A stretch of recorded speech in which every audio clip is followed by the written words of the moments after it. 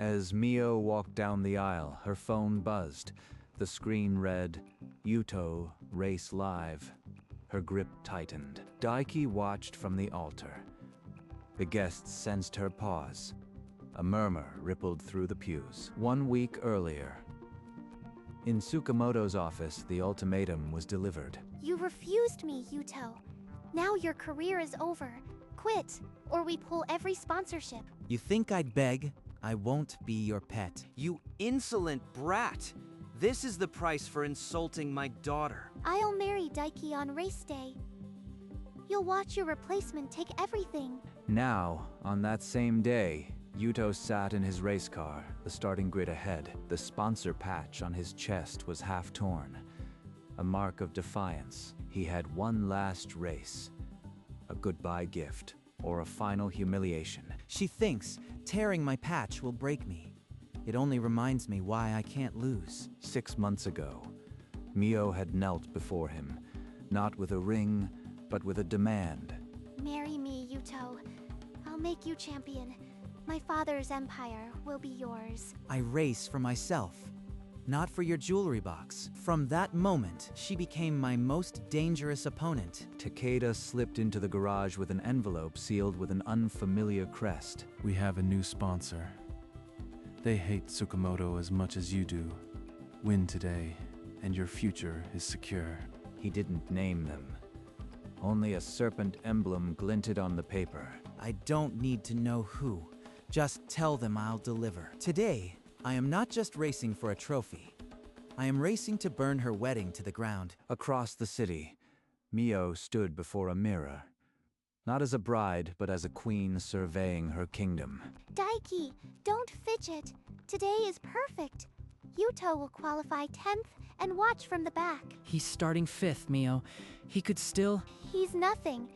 Today, I become the Tsukamoto Harris, and you become my trophy husband. But at the circuit, Yuto wrestled a stubborn car.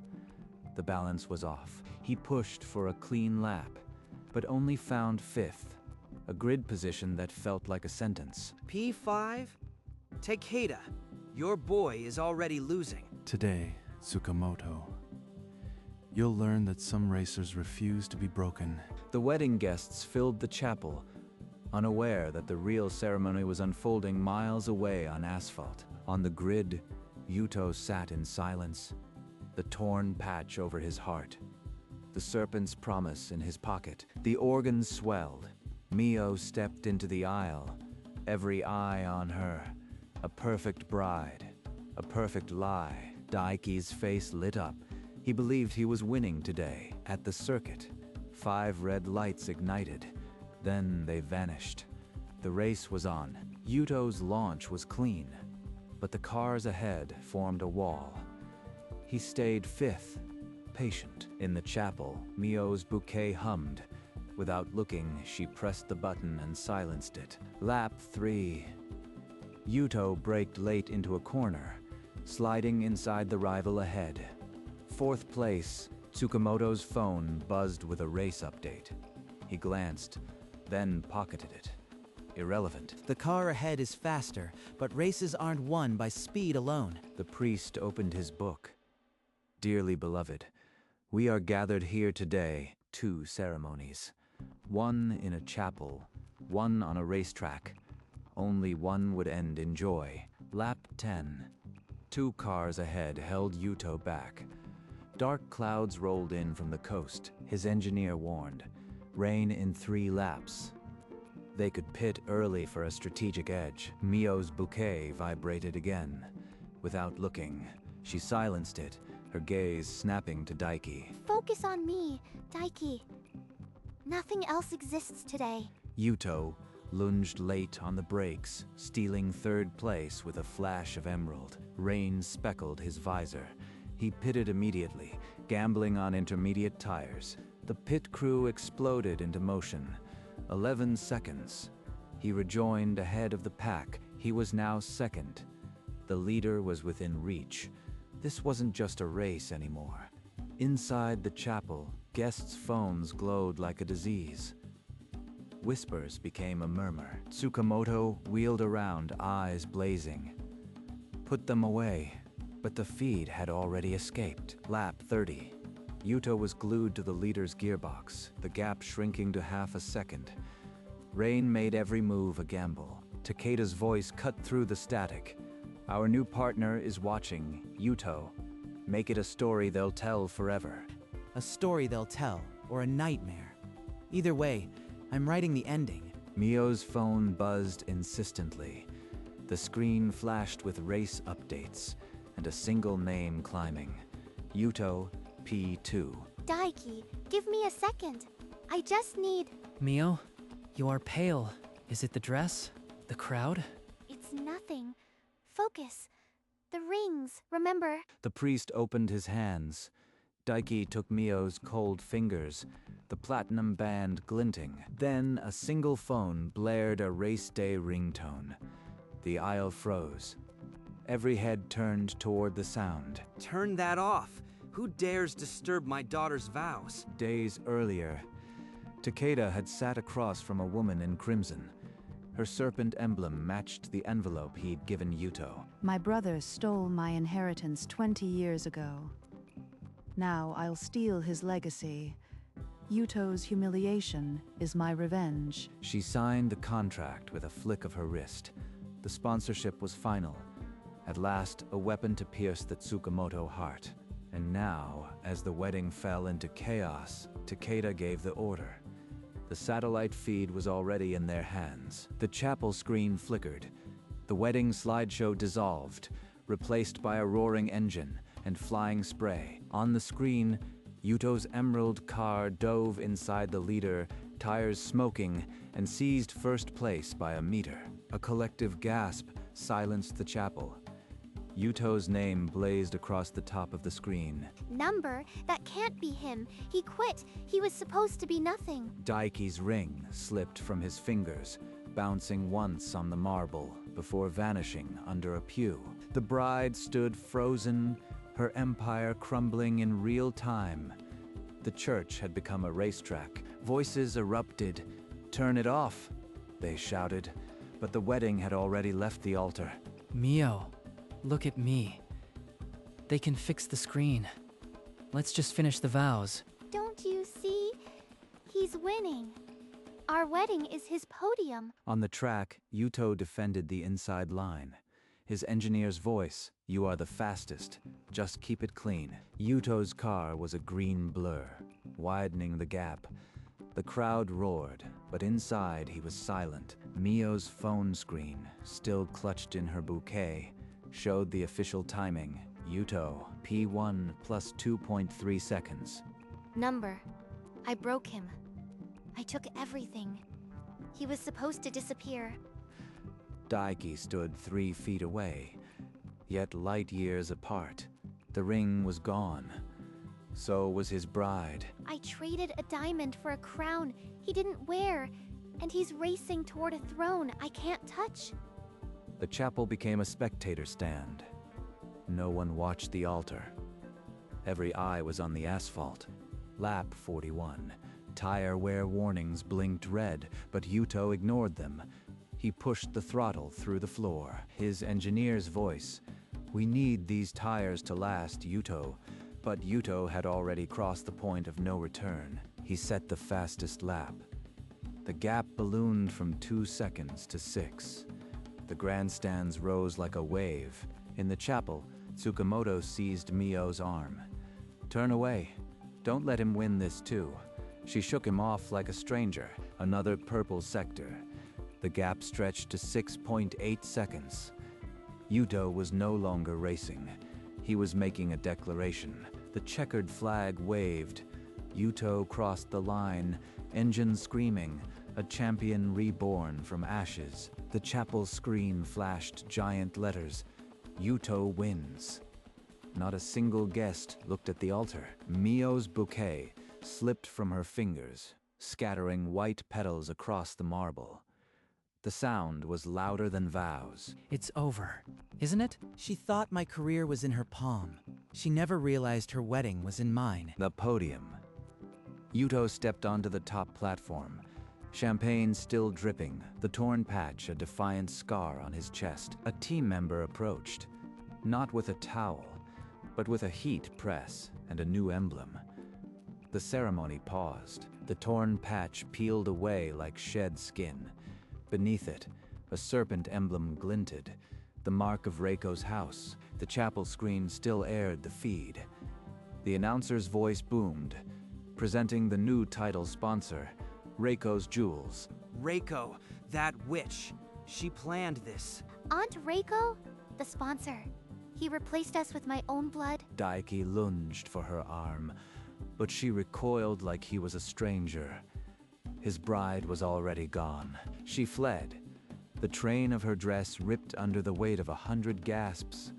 The chapel doors slammed behind her. Her diamond tiara clattered to the marble, a crown abandoned at the altar of a race no one saw coming. Daiki knelt in the silence, alone with 2 rings and a ghost of a ceremony that could never be finished. A microphone was thrust toward Yuto. The world waited for the champion to speak. She thought she controlled my career. She didn't even control her wedding. In a VIP lounge, Reiko raised a champagne flute. Her 20-year grudge had just been settled in 2 sentences. Tsukamoto stumbled from the chapel, phone pressed to his ear, his empire bleeding market value by the second. Bridesmaids scrambled after Mio, but she had already vanished into the city, still wearing her wedding gown. Inside the chapel, guests filmed the chaos, uploading clips with captions like "Yuta wins, bride flees." A viral image split the screen. Yuto with the trophy on the left, Mio's tear-streaked face on the right. The internet exploded. Tsukamoto stared at his tablet. The stock ticker for the family jewel empire was a vertical cliff. Daiki remained at the altar steps, the rings now cold in his palm. He had come to be a husband, but left a ghost. The chapel screen went dark. All that remained was the echo of Yuto's words and the silence of a wedding that became a reckoning. In the quiet of the garage, Yuto placed his helmet on the shelf.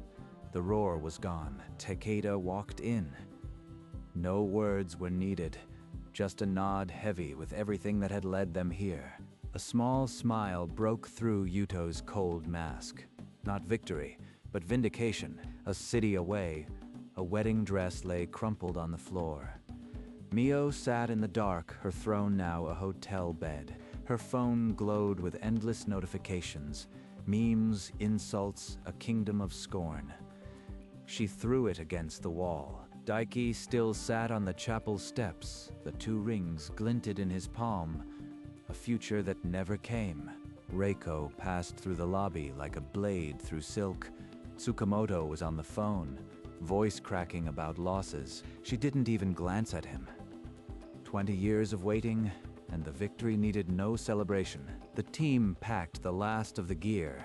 The serpent logo now adorned every crate. A new era. Yuto stood at the threshold, looking out at the empty track. For the first time, his road ahead was truly his own. In the final frame, the screen split in 2. On the left, a ghost of a wedding. Daiki sat alone on the chapel steps, his white tuxedo creased and stained. 2 platinum rings cradled in his palm like a prayer no one answered. On the right, a coronation. Yuto stood at the pinnacle of the podium, trophy raised, the serpent emblem of Reiko's house blazing on his chest, champagne soaking through his fireproof suit as his team celebrated around him. The images froze, a verdict rendered in pixels. One man's ruin, another's rebirth. Slowly, the colors began to bleed and drain. The roar of the crowd faded into static. The chapel's silence bled into the roar of the track, until neither was distinct, and the screen dissolved to black. She thought she controlled my career. The words echoed in the darkness, a final stab through the screen. Then, silence, complete and absolute. The silence stretched for a long, cold moment. Then the screen flickered back to life, no longer a split but a single image. Yuto in the press room, reporters firing questions like bullets. A journalist leaned in. Your career was declared over this morning. Now you hold the trophy. What's your next move? I've been asked to join Reiko's team full-time. Accepting means walking away from Tsukamoto forever. No grudges, no baggage. A wave of murmurs swept the room. Yuto's answer was not just a career choice, it was a declaration that the old feud would die with the old sponsor patch. She thought she controlled my career, but she never controlled my choices. I am done looking back. Later, in the quiet of the garage, Yuto stared at the old torn patch now replaced by the serpent. The choice had been made. This was the cost of moving forward, letting go of the very anger that had fueled him. The track ahead was clean, but empty of familiar ghosts. And somewhere across the city, Mio sat in darkness, her empire reduced to a cracked phone screen. The final irony: he had moved on before she even stood up. The race had ended. The wedding was destroyed. But the real finish line was the decision to stop letting the past drive. And that, more than any trophy, was the victory. The old torn patch lay on the workbench, a frayed ghost of an empire. Yuto picked it up, stared at the name he had once carried. Then he dropped it into the trash. That name almost buried me, but the grave is empty now. Takeda stepped in, a contract folder in hand. The deal is sealed. Reiko's house is your home now. Yuto took the pen, signed without reading. No more Tsukamoto. No more Mio. Just the track and a serpent that doesn't bite unless provoked. Later, the team loaded the last crate. Yuto watched the old sponsor banners being rolled up, stored away like artifacts of a forgotten dynasty. A journalist's question echoed in his mind. Will you ever speak to Mio again? His answer had been simple. She's a red light in my rearview mirror. The anger that had driven him to victory now sat heavy. It was a fuel he no longer needed. He stood, walked out, and didn't look back. Across the city, Mio's father took down the Tsukamoto Jewels sign from the chapel lobby. Below, a small news crawl. Reiko's Jewels sponsors championship team. And in a hotel room, Mio stared at the same news. Her tears had dried, replaced by a cold, hollow silence. She had won nothing but a ghost and a stolen tiara. The screen finally darkened, leaving only the soft hum of an empty future.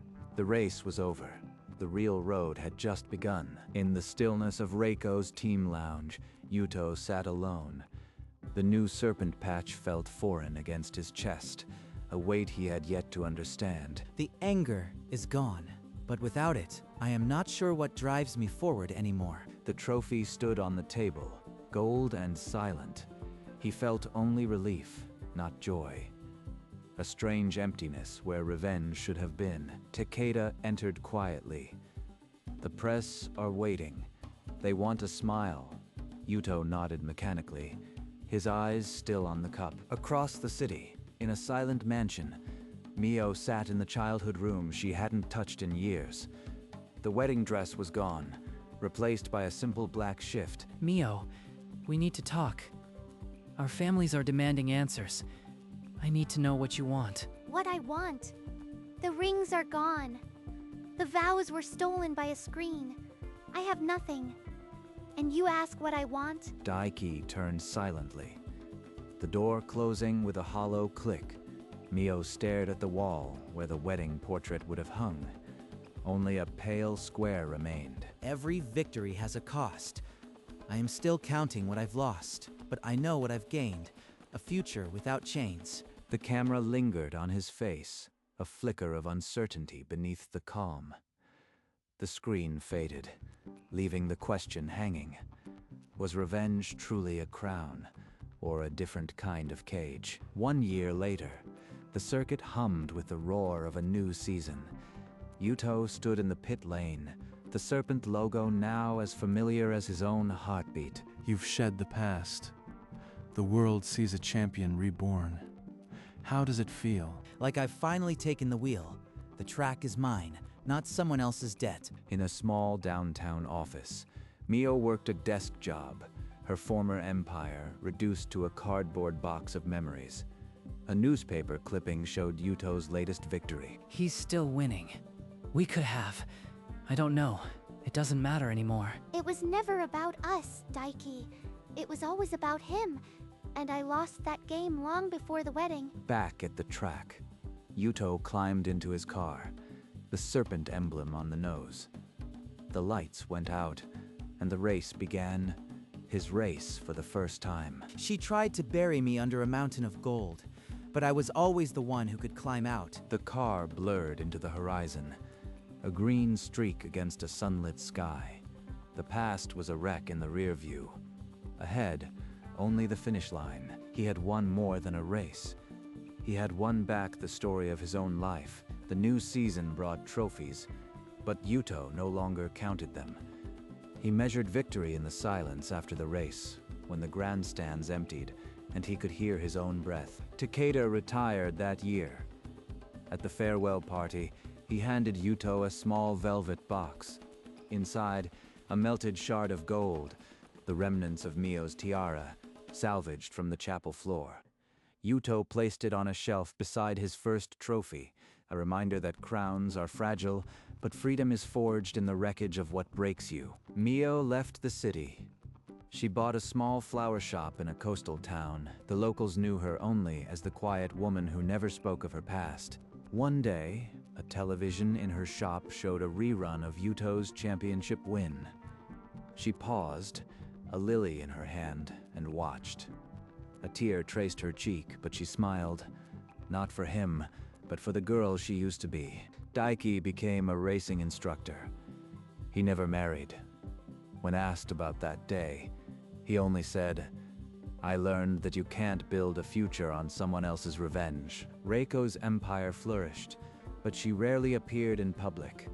Her greatest satisfaction was not the money, but the single-framed photo in her office. Yuto on the podium, the serpent emblem on his chest, and the date, the same day her brother's legacy died. And Yuto, he kept racing. Not to prove anyone wrong, but simply because the track was where he felt most alive. The drive was no longer an act of defiance, but an act of creation. In the end, his greatest victory was not the race he won on her wedding day, but the race he ran every morning, when he woke up and chose his own path. The screen fades to black, leaving only the sound of an engine revving in the distance. And then, silence. The silence held for a long moment. Then, one by one, the faces appeared, suspended in the void. Yuto, alone in the garage at dawn, lacing his boots. The track waited, not as a battlefield, but as a canvas. Mio in her flower shop, tucking a note into a wedding bouquet. Happiness is not a crown. It's a choice. Daiki on a karting track, helping a young girl into a helmet.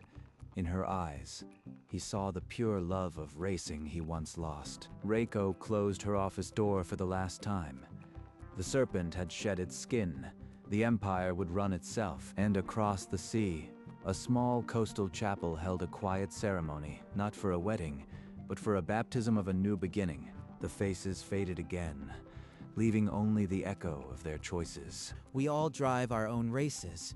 The track doesn't judge. It only asks if you've given everything. And with that, the final checkered flag fell. Not on the track, but in the hearts of those who dared to rewrite their stories. The years rolled on, but the asphalt never changed. Every morning, Yuto walked the track, not to conquer, but to remember. Mio's shop bloomed with peonies and forget-me-nots. She no longer looked at the news. She planted roots. Daiki stood at the podium of a junior karting championship, pinning a medal on a beaming boy. In that applause, he found his own redemption. Reiko wrote memoirs in a seaside villa, her serpent logo now a crest on the spine of a book titled Second Skin. And Yuto, in the final race of his career, didn't take the checkered flag. He stopped on the finish line, stepped out, and walked toward the horizon. The crowd was silent. Then a single clap, then another, until the roar of engines was replaced by the sound of gratitude. He had told the truth on that wedding day. She never controlled his career, because no one can steer a soul that has already chosen its own road. And on that road, the only checkered flag that matters is the one you wave for yourself. The screen lightens, then fades. The road stretches into an endless dawn. In the quiet of his study, Yuto opened a small box. Inside lay the torn sponsor patch, rescued from the trash on a whim years ago. This ragged piece of cloth once defined my future. Now it's just a bookmark in a story I've already finished. He placed the patch inside the hollow base of his first championship trophy, a foundation of defiance, now sealed in gold. The track outside was empty, washed in the first light of dawn. He no longer needed to race it. He had become it. She thought she controlled his career. But a career is just a line on a resume. A life is the echo you leave behind. And the echo of Yuto's life wasn't the roar of an engine. It was the silence after, when everything had been said and only the truth remained. I didn't win to destroy her wedding. I won to find my own road, and now I am finally driving home. The engine's sound died, leaving only the gentle hum of an open road under a new sun. And the credits rolled, not as an ending, but as the beginning of every second chance. The world moved on, as it always does. But for Yuto, the echo of that day never fully faded. I don't think about her anymore, but I think about who I became, because I refuse to be broken. So this is the epilogue of a revenge that never was, a victory that blossomed not from hatred, but from the simple act of staying on the track. The pavement never judged. It only recorded the speed of a man who chose his own lane. And in the end, the only crown that mattered was the one he placed on his own head, the moment he crossed that finish line, not for glory, but for freedom. She wanted a husband. I wanted a life. We both got what we deserved, and perhaps that's the only fair ending. And so the legend ends. But the road remains, open and waiting for anyone brave enough to take the wheel. The screen fades to black. The engine cuts. Only the wind remains, a whisper of all the roads not yet driven.